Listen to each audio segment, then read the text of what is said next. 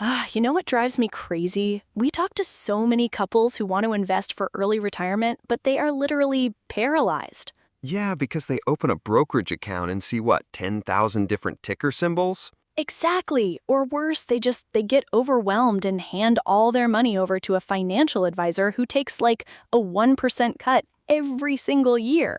Which is insane.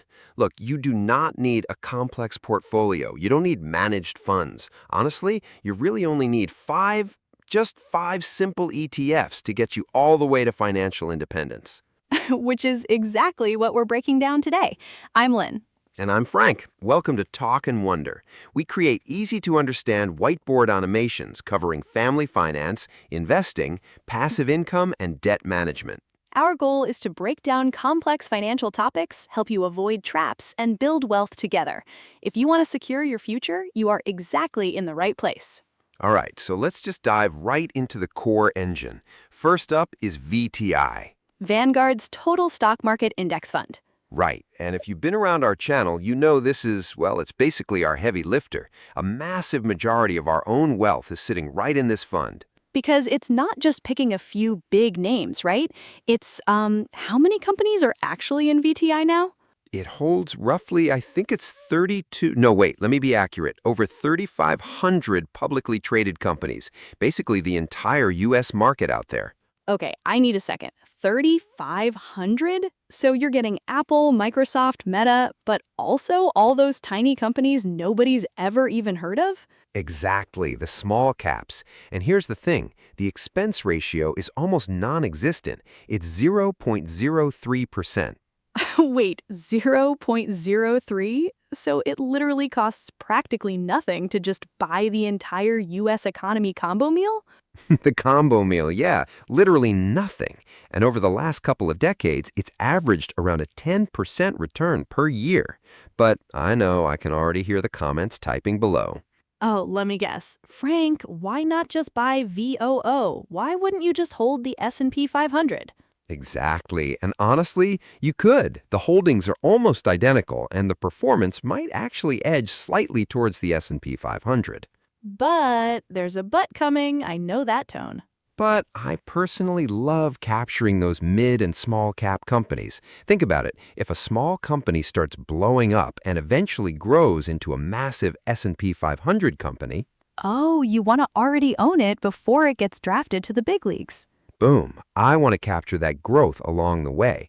That's why for anybody pursuing financial independence, VTI should be your core growth engine, like 50, 60+% of your portfolio. For me personally, it's over 90% of my portfolio. You do love your VTI. It's our family financial anchor. But as great as the US market is, it's just the US. Right, and if cycles change or the US dollar weakens, having all your eggs in one single geographical basket is That is a recipe for a very bad decade if things go wrong. exactly. Which brings us to ETF number 2, VXUS, Vanguard's Total International Stock Market Fund. So this is basically everything outside the United States. Right, and it holds a ton of them. It's it's over 8,500 stocks across developed and emerging markets. Okay, wow. So between VTI and VXUS, you practically own the entire planet. You literally own the planet. And again, extremely low expense ratio, 0.03%. Now, the performance has lagged the US over the last 20 or 30 years. It usually averages around 6 to 7% a year. Which isn't, mind-blowing, but I think the point here is it's like insurance, right? You don't buy it expecting it to outperform the US tomorrow. You buy it because if the US dollar suddenly weakens or another region surges, you're not left behind. Precisely. You want to capture some of that upside. That's why I usually recommend allocating maybe 15 to 25% of your portfolio here, depending on how global you want to be. It just gives you way better diversification. Okay, so VTI and VXUS.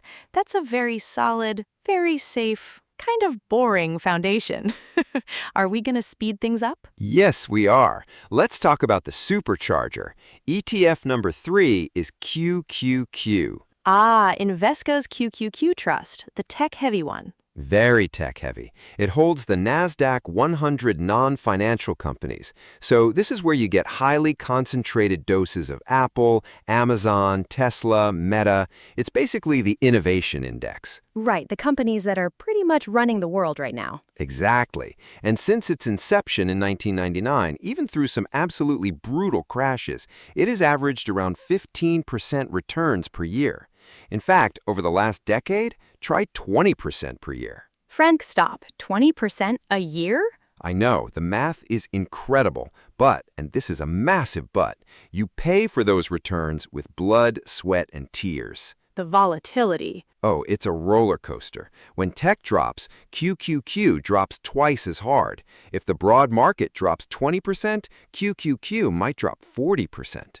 40%? I mean, I remember when tech crashed a while back, we looked at our own accounts, and seeing that much money just vanish on screen, it literally makes you feel sick to your stomach. It takes a very specific type of person to not panic sell when half your money evaporates. Which is why I never say, hey, put half your portfolio in QQQ. No. If you're pursuing financial independence and want that tech tilt, maybe 10 to 20%. It can supercharge your growth over the next 15 to 30 years, but you have to stomach the drops. Okay, so 20% allocation for the roller coaster. I think I can handle that. Good, because if you think a 40% drop is scary, wait until you hear about ETF number 4. This one is, well, it's controversial. It's a massive moonshot, and honestly, a lot of people are going to hate me for saying this, but... Wait, what is it? Are you talking about crypto? Yes, ETF number 4 is FBTC, Fidelity's Wise Origin Bitcoin Fund. Okay, Frank, you know how people get about this. Half the internet thinks it's the future of money, and the other half thinks it's a giant Ponzi scheme. Which is exactly why I could feel the angry comments being typed before I even said it. But just please hear me out. Bitcoin has had so many opportunities to fail, and it continues to march along while literally tens of thousands of other cryptos have just gone to zero. Right, but it's just so volatile. Like, I remember it halving in value in a matter of days.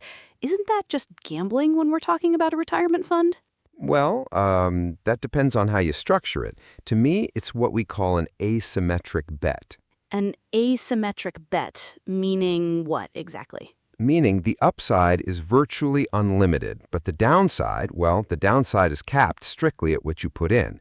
If you put, say, 5% of your portfolio into FBTC and it somehow goes to absolute zero, which, given the institutional adoption, I really don't think it will, but let's pretend.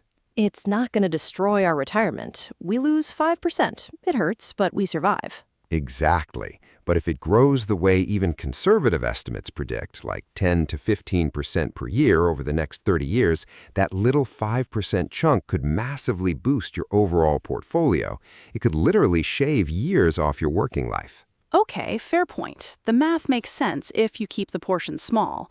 But why this specific ETF? Why Fidelity? Why not just buy it on, I don't know, Coinbase or some app? Because of security. Look, there are a bunch of spot Bitcoin ETFs out there now, but Fidelity actually self-custodies the Bitcoin.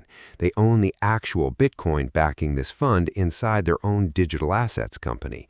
They aren't using some third-party exchange that could, Relieved, suddenly collapse overnight, which gives me a lot of peace of mind, honestly. You want a massive, trusted institution holding the keys, not some 20-year-old on an island. Exactly, not some guy on an island. Plus, the expense ratio is very reasonable at 0.25%. Okay, so it's the ultimate high-risk, high-reward play. 5 to 7% of the portfolio, max. Right, maybe up to 15 if you're a true believer, but yeah, keep it small. Because listen, if we're putting people on this insane roller coaster of tech stocks and Bitcoin, we really need to talk about the brakes, because if you don't have something to stabilize this whole machine when the market crashes, You're going to panic sell at the absolute bottom, which, let's be honest, we've definitely been tempted to do in the past. exactly, you need a shock absorber. Which brings us to our final one, ETF number 5, BND, Vanguard's Total Bond Market Index ETF. Bonds. Okay, I feel like my grandfather just entered the chat. That's fair. And to be completely transparent with everyone, I actually don't own BND in our portfolio right now. Wait, what? Why not? You're literally pitching it as the ultimate top 5. Because of our timeline. Look, if you're a younger investor with a 20-plus year time horizon, bonds are honestly, well, they're kind of just going to drag your portfolio down. They average about 4 to 5% returns. So they're basically just barely outpacing inflation. Right. It just doesn't make a lot of sense for aggressive early retirement. But, and this is a huge but, I know that a lot of people simply do not have the stomach to be 100% in stocks and crypto. Which is totally valid. Not everyone wants to wake up and see their life savings swinging wildly before they've even had their morning coffee. Exactly. So BND fits the bill perfectly. It holds over 11,000 U.S. institutional-grade bonds, government treasuries, corporate bonds. It's incredibly safe.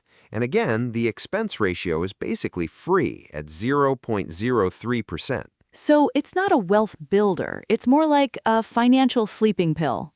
A financial sleeping pill, yes. It stabilizes your portfolio so you have this chunk of money that isn't bouncing up and down like crazy.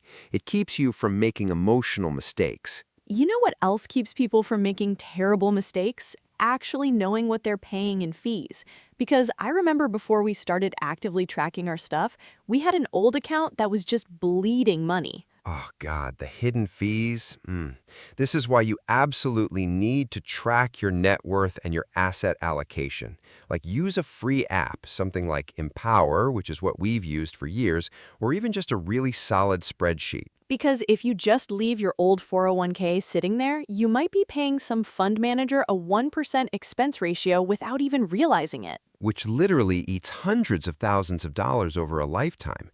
You need a tool like a retirement fee analyzer to plug in your numbers and see the truth.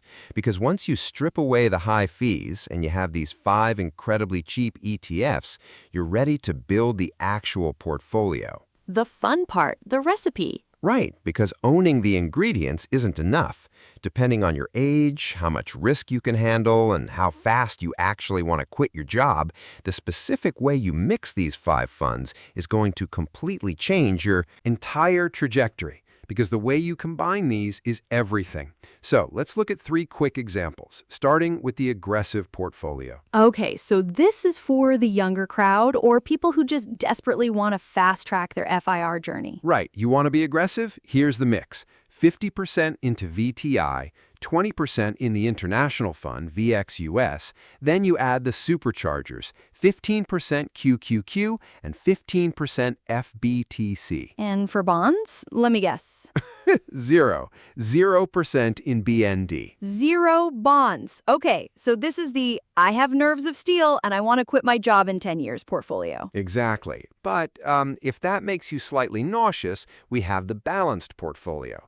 This is for a smoother ride. You drop VTI slightly to 45%, keep VXUS at 20%, but then you cut the high-risk stuff down. Only 10% QQQ, 10% FBTC. And you take that extra 15% and put it into BND, our financial sleeping pill. Boom. You still have incredible growth potential, but when the market throws a tantrum, that bond chunk isn't crashing. Which honestly sounds like a really solid middle ground for most families. But what if, someone just straight up hates the roller coaster? Like 0 crypto, no crazy tech swings. Then you go with the classic conservative route. You honestly just use 3 funds, 40% VTI, 20% VXUS, and a massive 40% in BND. And there is absolutely 0 shame in that. If knowing your money is safe lets you sleep at night, then that is the right portfolio for you. 100%. But here's the catch. The biggest mistake you can make once you pick one of these allocations is constantly checking it and tinkering with it. Oh, it's like opening the oven door every 5 minutes while a cake is baking. You're just ruining it. That is the best analogy. Yes, studies show over and over again, if you tinker with your portfolio, you actually lose money. You underperform the boring average market. So you're saying just automate the contributions, dump the money into your 401k, your Roth IRA, whatever it is, and then literally just forget your password. Pretty much. Rebalance maybe once a year maximum. The less you touch this, the faster you're going to get to early retirement. It's really just about letting the market do the heavy lifting while you actually go live your life. Right? Which is why I am so curious what everyone else is doing. Like, are you guys going all in on the aggressive side or taking that smooth 60-40 route? Drop it in the comments because we honestly read every single one. And if you want to see the exact tool we use to track our net worth, the link for Empower is in the description. But seriously, step away from the brokerage app. Just set up the automation and, Go touch some grass. yeah, go touch some grass.